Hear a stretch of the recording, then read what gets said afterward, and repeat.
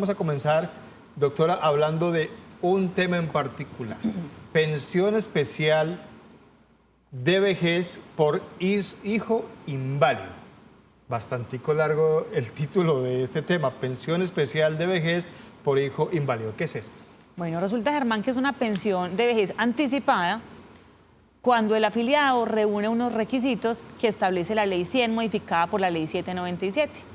Estos requisitos son, primero, tener las semanas mínimas exigidas por la ley para la pensión de vejez. Esto es tener 1.300 semanas actualmente. El segundo requisito es tener el hijo o la hija que dependa económicamente de este afiliado, de este padre o madre afiliado al sistema de pensiones.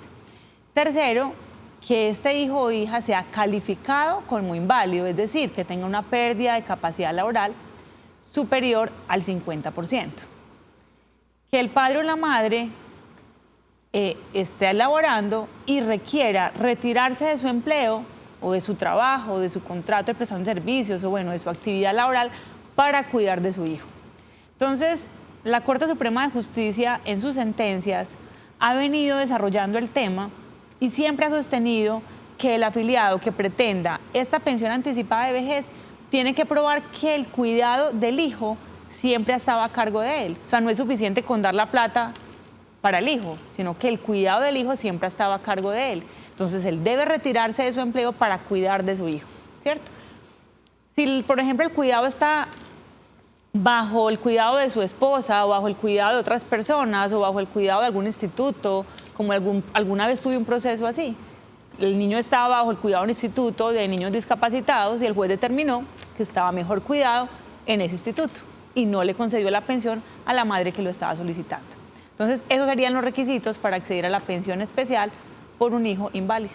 Usted habla de que debe estar a cargo de uno de los padres. ¿Qué pasa si los dos padres trabajan, pero digamos que se turnan para cuidarlo? ¿Eso aplicaría para uno de los dos o los dos podrían pedir la pensión en un caso extremo? No, lo que pasa es que básicamente esta figura, esta prestación, está consagrada para los padres o madres cabezas de familia que tienen que retirarse de su empleo para cuidar porque no tienen forma de cuidarlo. Por ejemplo, tuve un proceso en el que se probó que el padre vivía con su hija inválida, no tenía quien la cuidara y su hija inclusive, Germán, tenía antecedentes de abuso sexual porque la niña permanecía sola y como era inválida, pues no había quien la cuidara. En ese caso el juez protegió como ese derecho y le reconoció la prestación.